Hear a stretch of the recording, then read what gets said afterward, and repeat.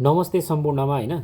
आज चाहिँ म तपाईहरुको लागि एउटा सानो भिडियो ल्याएको छु जुन एकदमै इम्पोर्टेन्ट छ हैन। सबैले सुन्नु होला र यो भिडियो चाहिँ सक्दो शेयर गरेर क्यानसम्म अर्थात् नेपाल क्रिकेट एसोसिएसनसम्म चाहिँ जसरी पनि पुगाउनु होला है। अब तपाईहरुलाई सबैलाई थाहा नै छ हैन, एनपिएल अन्तिम चरणमा पुगेको छ।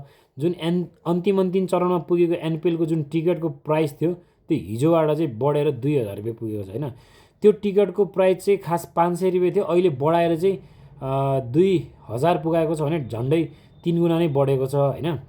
अनि क्यानले चाहिँ अहिले यो टिकट बढाउनु चाहिँ खास रिजन चाहिँ के थियो खै त्यो खुलासा चाहिँ भएको छैन। तर यो टिकट चाहिँ सुरुमा एनपिएल स्टार्ट हुनुभन्दा पहिले चाहिँ यो सेमी फाइनल र फाइनल तर्फको गेममा चाहिँ टिकटको प्राइस जनरलतिर 1000 रुपैयाँ र प्रिमियमतिर चाहिँ 2000 रुपैयाँ राख्ने भनेर एउटा लेटर नै निकाल्नु भएको थियो हैन।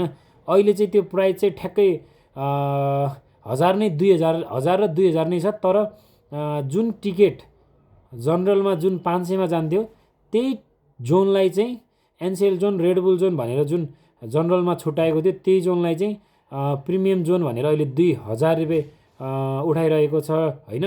अनि जुन सरासर गलत हो। किन सबैले 2000 रुपैयाँ फट गरेर जान सक्छ भन्ने पनि छैन त्यसमा हैन। किनकि जुन मान्छेहरूले प्लान बनाएको थियो ल फाइनलमा गएर रमाइलो गर्नुपर्छ, यो भन्ने यस्तो गर्नुपर्छ त्यस्तो गर्नुपर्छ भनेर जुन सोचेर सोच बनाएर फाइनल हेर्ने भनेर बस्नु भएको थियो उहाँहरूलाई चाहिँ अलिकता यो दुःखकै कुरा हो हैन। यो टिकट चाहिँ किन बढ्यो कसरी बढ्यो भनेर त्यो चाहिँ हालसम्म अहिलेसम्म त्यस्तो केही न्युज त आएको छैन हैन। तर फरक चाहिँ के भएन जानिदी भन्दाखेरि बाहिर अस्ति के चलिरहेको थियो भनेपछि टिकट खुल्यो भक्काभक सबले 10-12 वटा काटिसकेपछि अनि त्यो लगेर उता चाहिँ 500 को टिकट 1500 मा 1000 मा बेच्ने भइरहेको थियो। कतिपयहरूलाई पुलिसले पनि समात्नु भयो हैन। अब त्यहाँनिर चाहिँ के भयो भने यो क्यान र त्यो टिकट ब्ल्याकमा बेच्नेहरूको फरक नै भएन नि। किनभने त्यही टिकट क्यानले आएर अहिले 2000 मा बेच्ने अनि त्यही टिकट अरूले लगेर 500 मा को टिकट 1000 मा बेच्दा पुलिसले समात्ने त्यो त भएन नि त हैन। त्यही भएर यो क्यानलाई चाहिँ अलिकता के छ भने यो टिकट चाहिँ वृद्धि गर्न गलत हो हैन। तपाईँ 1000 नै 2000 राख्नुहोस्, तर जनरलतर्फ 1000 नै ठिकै हुन्छ। किनकि सबैको इच्छा हुन्छ हेर्ने फाइनल हैन। अहिले यो एनपिएल भनेपछि एकदमै राम्रो भइरहेको छ हैन।